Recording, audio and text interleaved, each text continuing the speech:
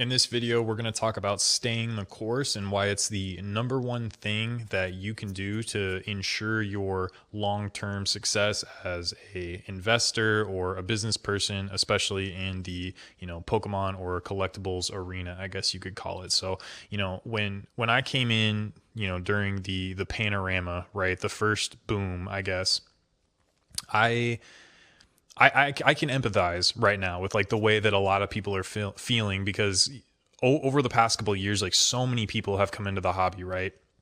So I can empathize with the feeling that you're like, if you came in with no knowledge or no inventory or no capital or whatever, and you're seeing all these people that have been here for a while, be really successful, like it's tough to watch, and maybe there's a little like jealousy, or maybe you're sort of like kicking yourself for not getting involved sooner. And that's exactly how I felt when I first came in, right? Like I had, been into Pokemon when I was a kid and stuff like that, and collected when I was a kid, but I was out of it for a long time. And, my buddy posted on Instagram and posted like some packs that he was opening. And I was like, is that like still a thing? Like I didn't even know, they were still doing that, right? Like I came in, like I didn't know anything. I didn't know what WotC meant. I didn't know what pop reports were.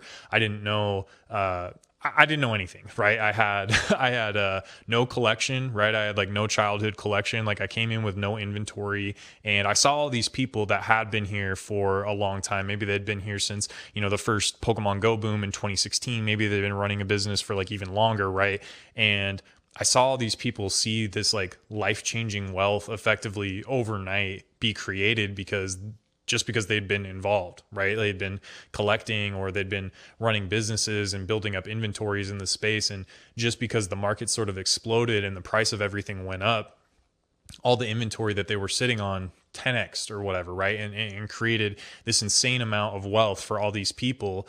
And it kind of made me feel like, oh, dude, like you're a dingus. Like, why didn't you find out about this market sooner? Like, if you would have just been, flipping and grading cards and building up your inventory, like you would have seen like this crazy explosion of wealth and all that sort of stuff too. And so it kind of bummed me out a little bit, and it made me feel like I had like missed my chance, right? I was like, well, like it boomed already, like it already went crazy. Like where could it go from here, right? Like all these people already made all these gains. This card used to be $5, and now it's 50 or $100. Like I missed it. And that's how I felt for a long time. And I got involved, I started flipping. I taught myself how to buy from Japan, and was grading a lot of different cards. And I had a lot of friends at the time that we were all kind of like learning together and figuring out how to make businesses and make money and grade and do all that sort of stuff, right? And again, like the whole time I'm like making money, but and things are growing, but I was just like, man, like I missed it this whole time. Like and then after, the panorama, when things sort of cooled off a little bit and prices came way down, I was like, oh, well, the window's just closing, right? Like the window, there's still profit to be made, but the window is just going to slowly close. This was like a fad. People aren't going to be interested enough, or enough people aren't going to be interested in this anymore to make this a really like viable business option. Like that's genuinely what I felt, but it didn't stop working. And because of that, because there was still money to be made, because liquidity was still really, really good, because I was able to, buy stuff, grade it, buy raw, flip it, whatever, and still continue to make a profit. And the whole time, regardless of what the market was doing, my business was going up and to the right. My gross revenue year over year, my net profit year over year was going up and to the right, regardless of what the market was doing, regardless of what the sentiment was, right? English booster boxes at the beginning of Scarlet and Violet were like $75, $80. It was dark, right? But it kept working.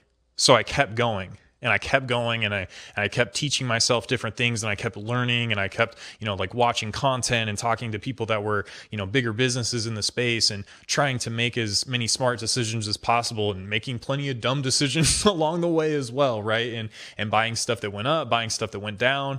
And over time, things just kept on growing. I made more connections, and the market went nuts, right? I remember doing a podcast, and it was right when Super Electric Breaker, which is the Pikachu half of Surging Sparks in Japanese. So in Japanese, Surging Sparks is made up of Super Electric Breaker and Paradise Dragona. And when, Paradise Dragona came out and Super Electric Breaker came out, I was like, oh, like Pokemon's kind of turning a corner. Like this stuff is like they're coming out with cards that are pretty cool. They're popular Pokemon again. They're really good arts.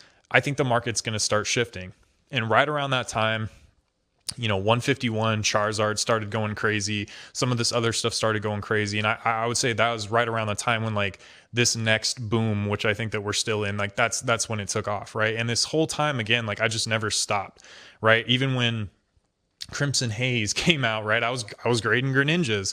And back then it was I don't know, $35 card raw or something like that. And you could grade because PSA wasn't inundated with all this supply because it wasn't a crazy bull market. You could grade for $13 or $12 or whatever it was. So you buy the card for $35, grade it for 12. You're in for, like let's say around 50 after, insurance and shipping and all that sort of stuff. And you'd get it back and you'd sell it for like $110. But they sold really, really well. Right? Like you could list 10 or 20 and they'd sell in like a week or two. So like prices were lower, but like liquidity was still there. Now that card is like what, like $130 raw and like a $350 PSA 10. Prices changed, but like liquidity was always good. And so because of that, like I just never stopped. I just kept going. And now that things have cycled, like I've made connections with streamers and sourced a ton for them. Like I've built this wholesale business. I'm still selling on eBay and all this sort of stuff. And just by staying involved and continuing to grow and continue to, stay in the market and try to get better and stay positive, I guess, I've seen like crazy, like life-changing growth, like business growth. And this, all these like negative feelings, or not even negative feelings, but more just like getting down on myself for not being involved or not being positioned to sort of like reap the rewards that happened 5 years ago. I don't feel that way anymore. I feel extremely blessed that, I've been able to build this business and scale to 8 figures in under 5 years. And not only that, but like see all my friends get, build their businesses and make money. And I've seen people come in the past 2 years that like I didn't even know 3 years ago, 5 years ago. And I've seen them create businesses. I've seen them create content. I've seen them, go to work for some of my friends in the hobby that run big businesses. And now they're set up for a positive future in the hobby, doing whatever the case may be, whether it's like the streamers that work for Dan or what, like it's insane to see. And again, this has all happened within like a 5-year period. And I know that there's probably a lot of people out there that feel like, man, I missed my chance.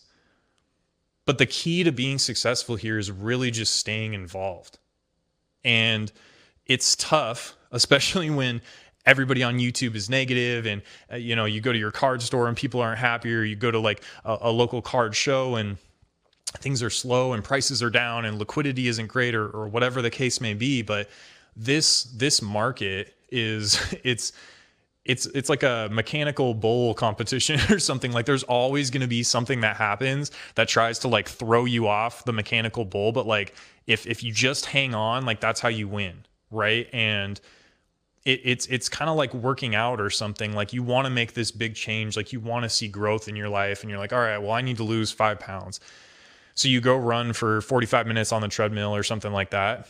And you get off and you weigh yourself and you're like, well, I still weigh the same amount as, before I got on the treadmill and just, went and sweated and ran for 45 minutes. And you're like, this sucks. Like there's no tangible gain here. Right. And it kind of feels the same way when you start in business and, it's hard and you have to be kind of like scrappy and you have to be more competitive and, you get told no a lot. Right. And it's exactly like that working out. Like you're not going to see immediate gains. You're not going to see immediate return. You have to stay involved. You can't try to like come into the market when everything's going good and everything's ripping, because the real growth, the building that happens is when people aren't as interested, when the market is down, when your favorite YouTuber tells you that it's a bear market or we're crashing or whatever. Like that is when the most growth happens. And A lot of the people that aren't built to last or built to be successful during those times, they leave.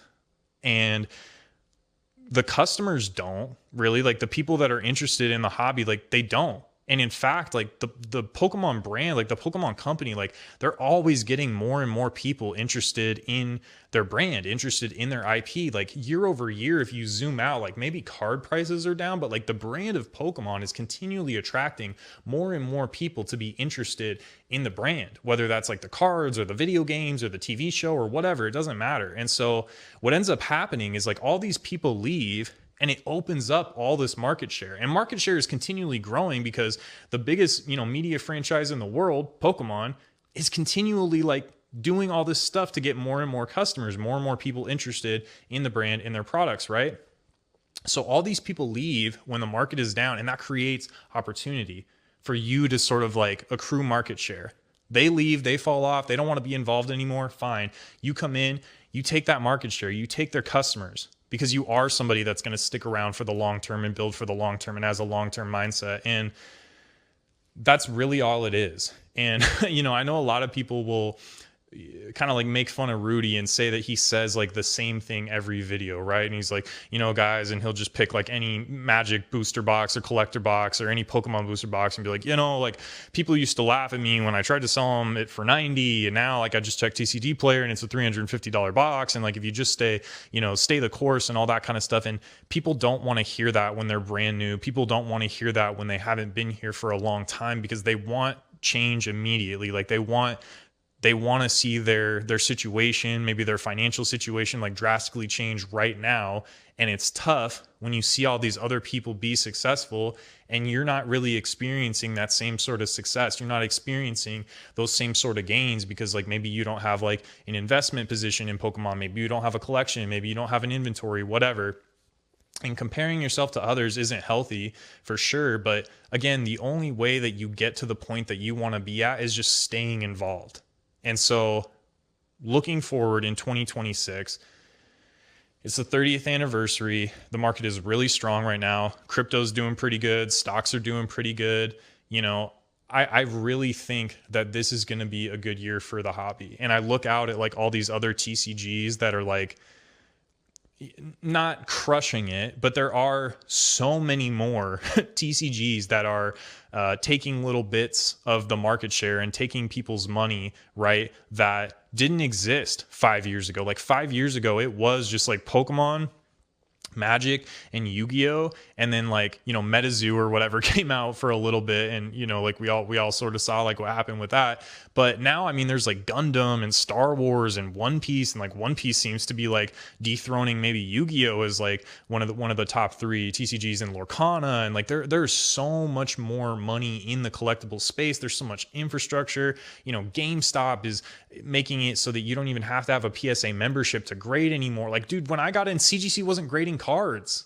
You know what I mean? Like there's so much more infrastructure, so much crazy stuff has happened in 5 years, and it's insane to look back and see all that has happened. And I'm glad that when I was thinking negative, thinking like I missed my chance, I missed the boat, and this window is just going to close, I'm glad that I didn't stop. I'm glad that I looked at the numbers and saw like, all right, well, like my sales are continuing to go up. I'm still able to sell this stuff and make a profit. The side hustle is growing, and I'm just not going to stop. Like I'm going to keep going until it doesn't work anymore. And what's funny is like, I'm not even really like a collector, right? And it felt at that time that I was more excited about what was going on or still interested in the hobby than a lot of people that were like primarily collectors. And my main goal was just to build a business, right? And, still be involved in the space, but like build a business in the space. Like that was my primary goal. And it was crazy to me. I'm like, dude, like I don't even, like my main goal isn't even really like building a collection here, but like I'm still more excited about what's going on here than seemingly everybody else. And I think a lot of that was because maybe I was, just watching too much content or whatever. And if I would have like disconnected myself from that and really just zoomed out and realized like, hey, like stuff's still selling. People are still interested in this. Yeah, maybe prices are down on certain booster boxes here or there, but like people still want PSA 10s. People still want raw cards. People still want booster boxes, other stuff. People are still interested in the brand. And I'm glad that I kept going. And so I guess to just sort of like wrap it up or whatever, if you're feeling like you missed the boat, if you're feeling like, all this stuff has already gone up so much, like how can you get involved? And I'll make some other videos because like I don't necessarily believe that's the case. I still think there's a lot of value in a lot of stuff that's pretty cheap relative to what's going on with the market. But like regardless, like if you feel like you missed the boat or it's just frustrating to you that you didn't get involved earlier, in my personal opinion, like I still think that we're very early to all of this. And I think with all the infrastructure that's built out in this industry now, I think that there's more opportunity than ever. But the only way that you're going to reap rewards in a meaningful way, whatever that means for you, is if you stay involved, if you stay the course, if you just put one foot in front of the other and just keep going and don't stop, regardless of what people on YouTube are saying, regardless of what people in Discord are saying or Reddit or whatever. Like it doesn't matter. All that matters is like, are you moving towards a goal? Like, are you continuing to grow day after day after day? And at first, like it is going to be tough. Like I said, like you're going to work out for a month. You're not going to see any gains, right? Or at least maybe visible. Like maybe you lose a few pounds or something, but you're like, I don't look the way I want to look. And it's the same thing. Like you're going to be like, my bank account doesn't look the way it looks. My collection doesn't look the way I want it to look or whatever. But like time is so powerful. Time is so powerful. Positive outlooks beget positive outcomes. And the longer you stay involved, the more successful you're going to be. I truly believe that. And it's worked for me. It's worked for so many of my friends, so many other businesses in the space. And it's amazing. Like it's crazy to see that something that we were all into as kids has now taken a lot of people out of white collar jobs and given them the ability to do something that they enjoy providing for their family. And that's possible for you too. So kind of cheesy, a little emotional or whatever at the end there, but hopefully this helped you guys out. Hopefully this made you feel a little bit better because again, I can empathize with a lot of those feelings. So stay involved, like and subscribe to the channel if you like this kind of content, and I'll talk to you guys again soon. Thanks.